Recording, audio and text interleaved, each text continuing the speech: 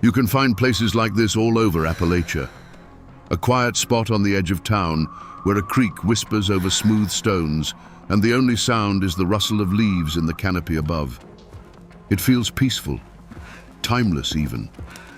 But this ground, right here on the outskirts of Winston-Salem, holds a memory soaked in blood and betrayal. Over a century ago, this gentle quiet was shattered by the crack of a pistol. This is the very spot where they found a young woman named Ellen Smith. Her life ended by a single bullet fired straight into her heart. Her story became a legend, immortalized in one of America's most famous murder ballads. But a song is not the whole truth. Today, we're going to peel back the layers of that old, mournful tune and listen for the real story. We're here to ask the questions the ballad never answered. Who was Ellen Smith, and why did the story of her death refuse to die? Let's turn back the clock to 1892. Winston-Salem, North Carolina, was a town caught between two worlds. The sweet, heavy scent of curing tobacco from the new R.J. Reynolds factories hung in the air, a promise of new money and new industry. But just beyond the town limits, the old ways of Appalachia held fast, a world of hard work, strict honor, and unwritten rules that could govern a person's life and death. It was a place of opportunity, but also a place where a person's reputation was everything, especially for a young woman trying to make her way alone. Into this world came Ellen Smith. She was barely 19, a girl from the surrounding foothills who, like so many others, was drawn to the town by the prospect of a steady wage. She found work as a maid at the Zinzendorf Hotel, a bustling hub where the wealthy tobacco barons mixed with travelers and local townsfolk. By all accounts, she was pretty, quiet, and hard-working.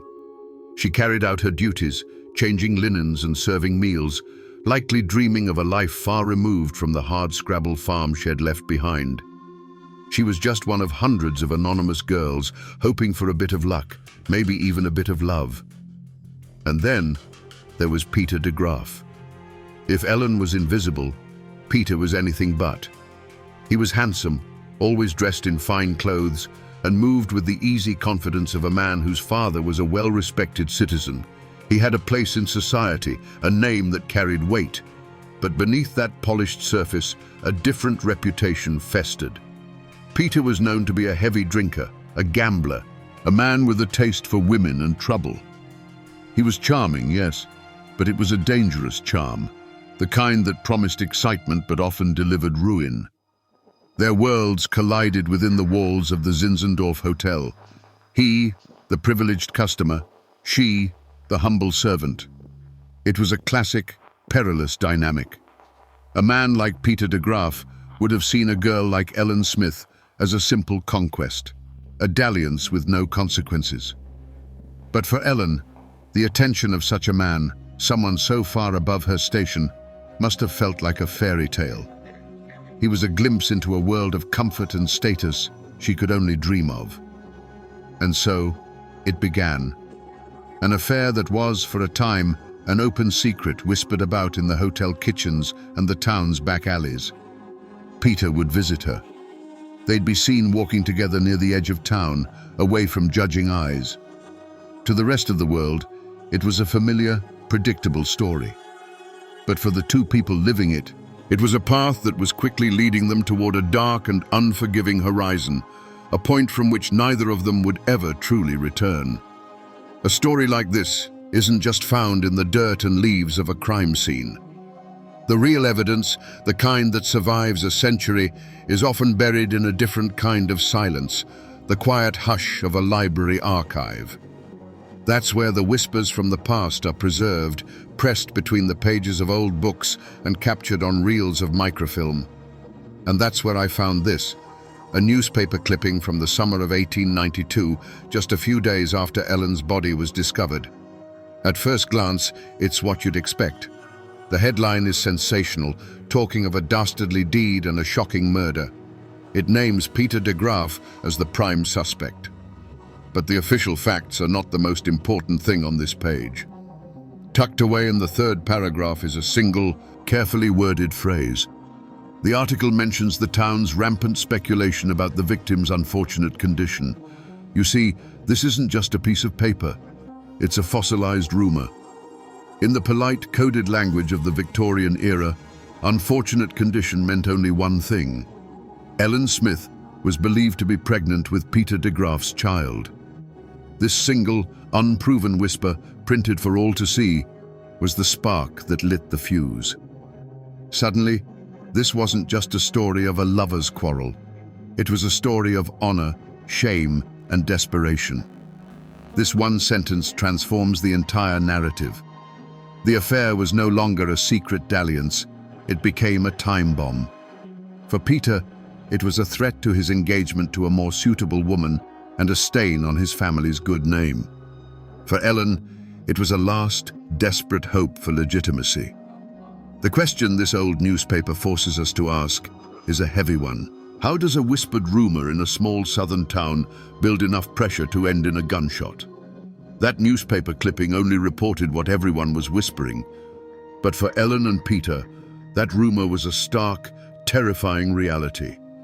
Imagine a hushed, desperate conversation in a shadowed corner of the hotel, away from the prying eyes of guests and staff. This is where the love story, if it ever was one, truly died, and the countdown to tragedy began. Ellen, likely terrified but resolute, would have told Peter about the child. For her, it was a plea for salvation. In that moment, she wasn't just his lover. She was the mother of his heir. And in the unwritten code of the mountains, that demanded action. She would have asked him to do the right thing, to marry her and give their child a name. Peter DeGraff, however, was already promised to another woman, Fanny Faust, a bride his family approved of. Ellen's news was not a blessing, it was a catastrophe. It was a threat to his reputation, his inheritance, and his entire future. The easy charm he had used to woo her would have vanished, replaced by a cold panic. To him, her plea for marriage was not a request for honor, but an ultimatum that could unravel his entire world. The days that followed must have been a private hell for both of them. Their secret meetings would no longer have been filled with affection, but with bitter arguments. He likely offered her money, told her to leave town and never come back, to solve the problem on her own. But Ellen wouldn't have backed down. For her, this was not a problem to be disposed of. It was her life, her child's life. Her desperation would have made her bold, perhaps even threatening to expose him to his family and his fiancée. What started as a whispered secret between two people was now a festering conflict. Every denial from him would have fueled her resolve. Every tearful plea from her would have deepened his fear. The seeds of conflict were sown not in jealousy or simple hatred, but in a clash of two inescapable realities. She needed a husband to avoid ruin, and he needed to get rid of her to avoid the very same fate. The air between them grew thick with unspoken violence, and time was running out. Newspaper clippings and court records can give you the skeleton of a story, but they can't give you its soul. For that, you have to talk to the people who keep the memories alive. I found that soul in a conversation with a local historian, a man whose great-grandfather had known the DeGraff family. He wasn't a professor in some university. He was a man whose family had lived on this soil for 200 years, and whose memory was a library of local lore. We sat on his porch, overlooking the hazy blue line of the distant mountains. He told me the official story, the one we all know. The affair, the rumored pregnancy, the arrest. But then he leaned forward in his rocking chair, his voice dropping a little lower. "Now, this part you won't find in any court record," he said. "This is the story that was passed down. The papers will tell you Peter had a motive, but they don't tell you why it had to happen on that specific day. According to the tale that's been told around here for over a century, Ellen Smith had given Peter DeGraff an ultimatum. It wasn't just a tearful plea for marriage anymore. She was done with his stalling and his empty promises. She told him that if he didn't agree to marry her, she was going to walk over to his father's house that very afternoon and tell the old man everything. Suddenly, the timeline snaps into sharp, terrifying focus. This wasn't a problem Peter could put off until next week. It was a crisis with a deadline measured in hours. Exposing the secret to his prominent father would have brought immediate and absolute ruin. It was one thing for the town to whisper, but for the patriarch of the DeGraff family to hear it from Ellen herself. That was unthinkable. Peter, cornered and desperate, knew he had to stop her, and he had to do it right then. This personal testimony, passed down through generations, gives us the missing piece of the puzzle, the emotional trigger for what was about to happen. The ultimatum hung in the hot, still air between them. It wasn't a tearful plea anymore. It was a declaration. Ellen was going to his father's house, today. For Peter DeGraff, the world had just shrunk to the size of a ticking clock, and every second brought ruin closer. The charming dandy, the confident man about town, was gone.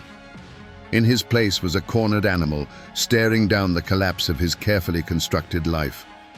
The whispers of the town were one thing. A public confrontation with his father was another. It meant the end of his engagement, the loss of his inheritance, and the fury of a patriarch whose name he was about to disgrace. He couldn't let her get to that house. He had to stop her. But he couldn't do it in the open. He needed to move her away from the center of town, away from prying eyes, away from anyone who might hear an argument or a scream. And so, the mask of the charmer went back on, one last, terrible time. He would have softened his voice, feigned surrender. He likely told her she was right, that they needed to talk it through properly, away from the hotel. "Let's walk," he would have suggested, "down by the water race, where we can be alone. We'll figure this out." Did a flicker of hope ignite in Ellen's heart? Did she believe for just a moment that her desperate gamble had worked, that he was finally going to do the right thing? Or did a cold knot of fear tighten in her stomach? We will never know. But we know she agreed. Perhaps she felt she had no choice but to see it through. So she walked with him, away from the safety of the busy streets, away from the life she knew. Each step they took together was a step further from her world and deeper into his. They made their way toward the outskirts of town, toward the secluded spot by the old paper mill. The path would have grown quieter, the sounds of the town replaced by the buzz of insects and the steady rush of the water in the race. It was a sound loud enough to swallow other sounds. It was a place for secrets. They were alone now. No one to see them, no one to hear them. The pretense could finally be dropped. This was not a place for reconciliation. It was a place for a final, brutal resolution. The time for talk, for lies, for empty promises was over. The time for consequences had arrived. Standing there, with the sound of the water in his ears and the threat of his ruin standing before him, Peter DeGraff made his choice. In that moment, the path forward narrowed to a single violent act. There was no turning back.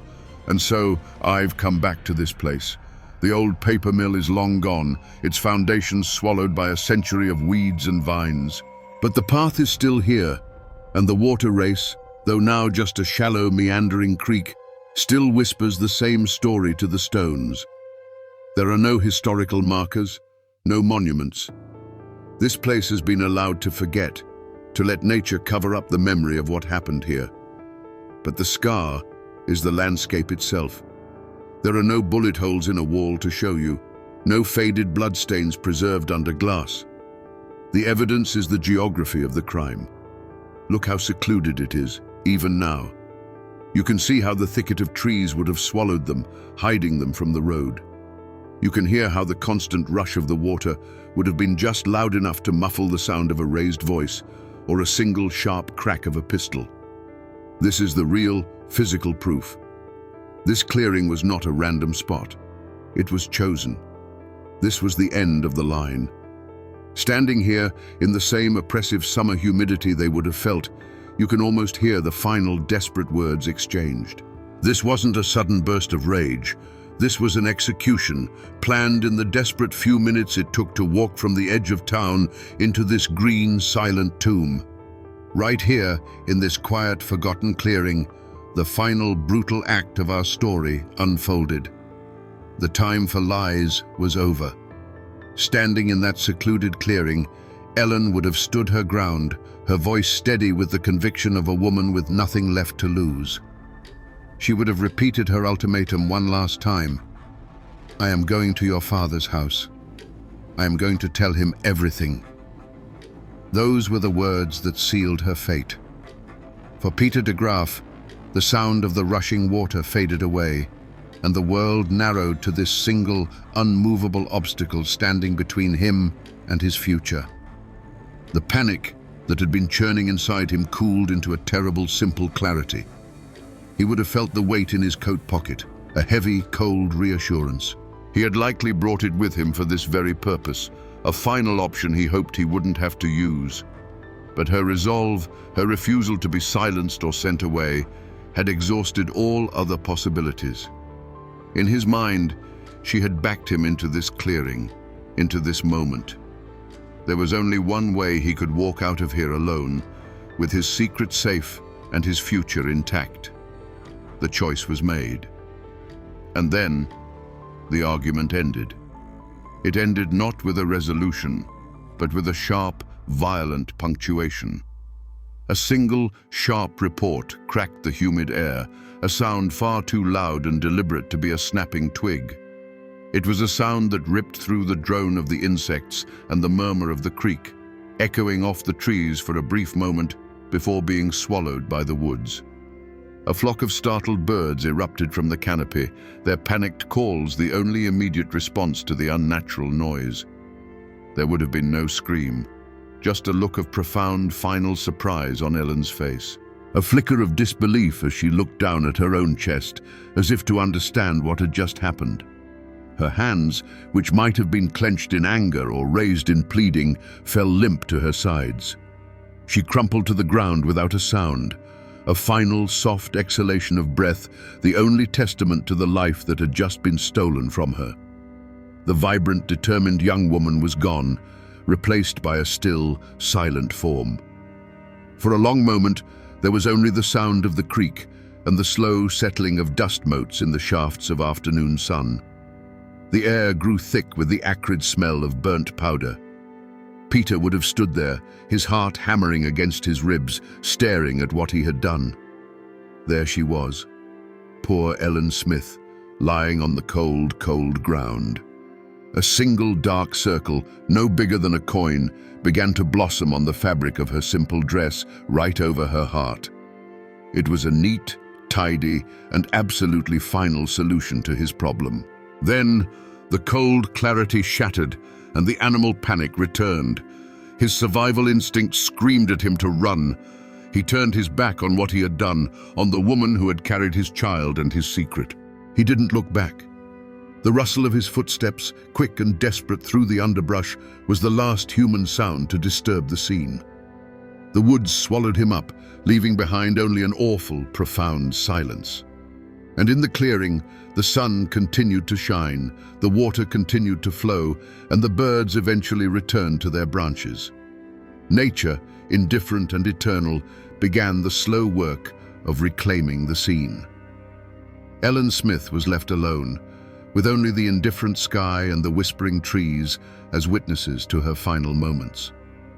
The story of the violence lives in the soil of that clearing, but the story of the aftermath is preserved in a different kind of silence, the quiet, dusty archives of the Forsyth County Courthouse.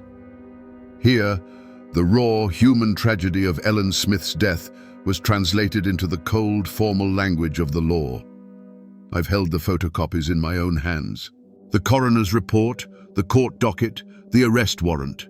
Each one tells a piece of the story, but it's a version scrubbed clean of all emotion. The coroner's inquest is a marvel of clinical detachment.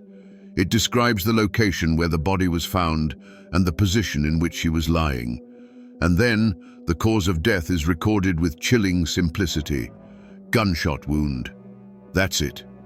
Just 2 words to extinguish a life filled with hope, fear, and a desperate love. There is no mention of the rumored child, no hint of the ultimatum that signed her death warrant. The official record reduces the entire complex tragedy of Ellen's final moments to a simple medical observation. Then you see Peter DeGraff's name for the first time in the court's ledger. The state versus Peter DeGraff. Charge, murder. Black ink on a ruled line. The paper doesn't record the terror he must have felt as he fled through the woods. It doesn't acknowledge the powerful weight of his family's name or the public's immediate, overwhelming assumption of his guilt. It just lays out a simple, brutal equation. One victim, one accused. The entire storm of passion and desperation is boiled down to a case number. Reading these documents is like looking at a photograph of a house fire. You see the structure, the smoke, the event itself. But you can't feel the heat. You can't hear the screams. You can't smell the ash. The law is concerned with facts, with evidence that can be presented to a jury. It has no vocabulary for the intricate web of honor, shame, and class that drove these two people to that secluded spot. But these dry, impartial papers, for all their lack of soul, were about to set in motion a manhunt that would make Peter DeGraff a household name across the state. The law, once set in motion by those cold documents, moved with surprising speed. Suspicion fell on Peter DeGraff like a hawk on a field mouse, swift, singular, and absolute. He was her known lover. He had the motive, and he was the last person seen with her. He was arrested and charged with the murder of Ellen Smith. But in the courtroom, Peter was a different man from the panicked killer who fled the woods. He was unnervingly calm, dressed impeccably, denying everything with a steady voice. The evidence against him was powerful, but purely circumstantial. There was no murder weapon, no confession, no one who saw him pull the trigger. The prosecution built a case on motive and opportunity, while the defense chipped away at the lack of hard proof. The jury was torn, and the result was a mistrial. For a moment it seemed Peter DeGraff might just walk free. But a guilty man with a reprieve is a dangerous thing. Before a second trial could be convened, Peter made a move that would seal his fate more surely than any piece of evidence. With the help of his brother, he soared through the bars of his jail cell and, under the cover of a moonless night, vanished. To the public, this was the ultimate confession. An innocent man stands and fights for his name. A guilty man runs for his life. His escape transformed him from a suspect into a condemned fugitive in the eyes of the entire state. The law was no longer just seeking a conviction. It was now hunting a man who had made a mockery of it. The manhunt was vast.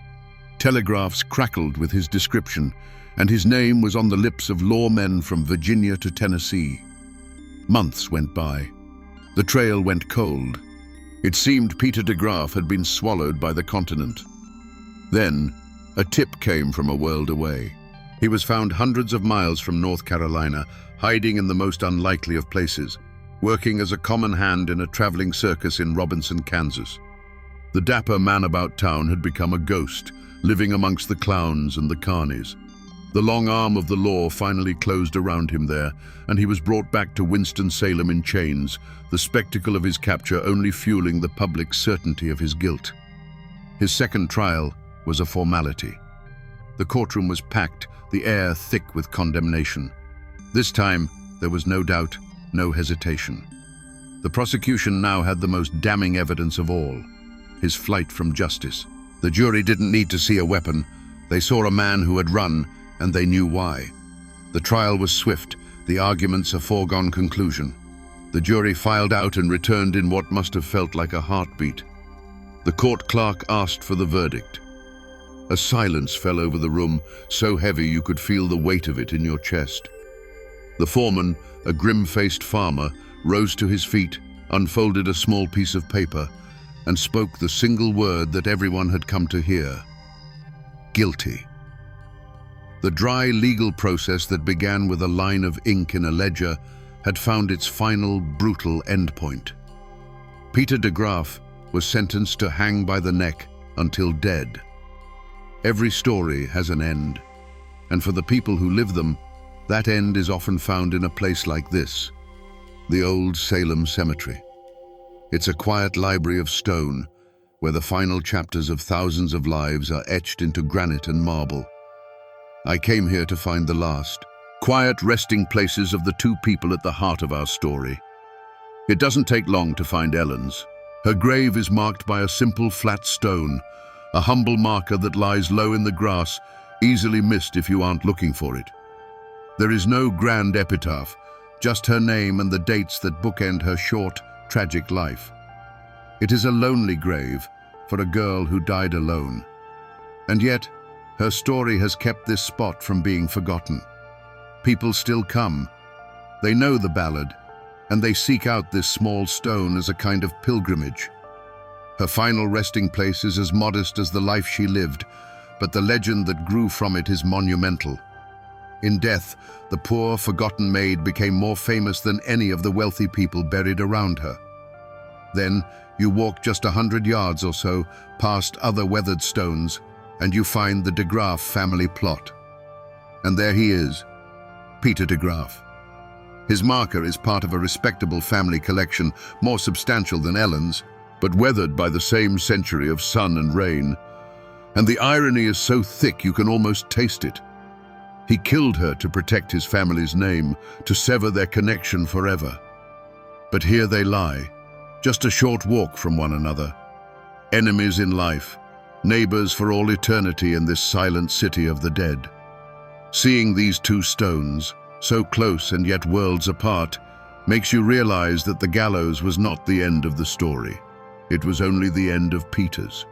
For the families left behind, for the community that had witnessed the tragedy, the consequences were just beginning to unfold. The final verdict had been delivered, but the long shadow of that day was only starting to stretch across the land. On February 8, 1894, a massive crowd gathered in Winston-Salem. It was a public holiday of the grimmest sort. They came to see Peter DeGraff hang. He was led to the gallows, and even in his final moments, he maintained his unnerving calm. He refused to confess. He did not ask for forgiveness. And here, the history of the event blurs into the legend. The story, the one that truly matters, is that as he stood on the gallows with the rope around his neck, he handed a note to his brother. Some say it was a poem, a final confession scribbled on a scrap of paper. No one knows for sure if this note ever existed, but it didn't have to. The idea of it was enough. It was the confession the public craved, the final poetic admission of guilt that would become the very soul of the ballad. The trapdoor fell, and Peter DeGraff was gone. But the story was far from over. His execution did not bring peace. For Ellen Smith's family, there was no real victory. Their daughter was still gone, her name still tangled up in scandal. For the DeGraff family, the shame was permanent. Their son was a convicted murderer, his name a stain they would carry for generations. And for Fanny Fost, the woman Peter was supposed to marry, life was irrevocably altered. She had been saved from a marriage to a killer, but she would forever be known as the other woman in a famous murder case. The long shadow of that day fell across all of them. The survivors had to go on living in a town where every whisper, every knowing glance was a reminder of the tragedy. They had to rebuild their lives on the fractured ground of a scandal that was already becoming a local legend. The law had delivered its justice, the guilty party had paid the ultimate price, but the human cost continued to be paid in quiet grief and public shame for years to come. The event was over, but the memory, raw and painful, had just begun its long, slow burn into the community's consciousness. You would think that a story with a body, a killer, a trial, and an execution would have a clear, definitive ending. But it rarely works that way. The song that bears Ellen's name paints the picture in stark black and white. There is a villain, and there is a victim. Peter DeGraff is the cold-hearted killer, and Ellen Smith is the poor, innocent girl he murdered. For the rest of the world, for anyone who has ever heard that mournful tune, that is the end of the story. It is a simple, powerful, and enduring morality tale. But when you spend time here, when you talk to people whose roots run deep in this soil, you find that the truth is never that clean. In the whispers and memories that were never set to music, a different, more complicated picture emerges. While no one defends what Peter did, the telling of the story shifts. In this version, Ellen is not just a passive lamb led to the slaughter. She is a woman who, finding herself in a desperate situation, used the only weapon she had, the threat of public shame. She gave an ultimatum, a high-stakes gamble in a game where she held very few cards. Likewise, in this whispered history, Peter DeGraff isn't a simple monster. He is a weak man, a foolish man, trapped by his own vices and the rigid expectations of his family. He was a coward, driven to an act of unimaginable cruelty, not by pure evil, but by the desperate fear of losing his social standing. This doesn't excuse him. It doesn't absolve him of his crime. But it recasts the story from a simple melodrama into a more complicated and perhaps more human tragedy about two flawed people crushed by the unforgiving social codes of their time. So which version is the truth? Was Ellen the pure innocent from the ballad, or the desperate gambler from the local law? Was Peter a cold-blooded predator, or a cornered coward? The answer is likely lost somewhere in the middle, in the unspoken words that passed between them in that clearing. The official record tells one story, the famous ballad tells another, and the quiet, persistent memory of the community tells a third. The truth, as it so often does, depends entirely on who is telling the story. And this is how a story truly becomes immortal. It's not in the court records or the newspaper clippings. In the mountains, a story survives when it is set to music. Almost immediately after Peter DeGraff's execution, the tale of what he had done was put to a simple, mournful tune. These murder ballads were the lifeblood of Appalachian history, a way of preserving cautionary tales and shocking news in a time before radio or television. They were the people's history, sung on porches and in parlors, passed down from one generation to the next. The Ballad of Poor Ellen Smith is a masterpiece of the form, chilling because it's told from the killer's point of view. It's not a song of remorse, but a cold, matter-of-fact confession. The lyrics, supposedly taken from that mythical note found on the gallows, captured the entire tragedy in a few unforgettable verses. It tells of the murder, the escape, the capture, and the final, lonely walk to the gallows. The song became so powerful, so definitive, that it completely overwrote the messy, complicated reality of the case. The legal arguments, the circumstantial evidence, the lack of a weapon, all of that faded away. The song became the truth. Over time, history dissolves and legend takes its place. The trauma of Ellen's death seeped into the very soil of this place, sprouting ghost stories. For 100 years, people have claimed to see a sorrowful apparition wandering the woods near the old water race, the ghost of a young woman in a simple dress, forever searching for the justice she was denied in life. The real Ellen Smith, the girl who worked at the hotel and dreamed of a better life, was gone. In her place was a folk hero, a ghost, and the title character of a timeless, haunting song, a cautionary tale that still echoes through these hills today. And so we find ourselves back where this journey began, here in this quiet clearing by the water. When we first stood here, it was just a peaceful spot in the woods, a place where nature had seemingly washed away the past. But it isn't quiet anymore, is it? Now, you can almost hear the echoes, the frantic, whispered argument, the single deafening crack of the pistol, and then the profound, awful silence that followed. We came here looking for the truth behind a famous song, and we found something far more raw and complicated. We found a story not just of a simple villain and a helpless victim, but of two desperate people trapped by the unforgiving social codes of their time. We found that the truth is rarely as clean as a ballad's verse. It's a powerful reminder that every forgotten place, every quiet wood like this one, has a story to tell if you're willing to listen. They are silent libraries, filled with tales of love, pride, and the terrible, irreversible choices that can change everything in a single heartbeat. The world that created Peter DeGraff and Ellen Smith is gone. The hotel she worked in, the gallows he died on, they have all vanished into time. The people themselves are little more than dust and whispers, but the ballad is still sung on porches and stages 100 years later, and the story remains.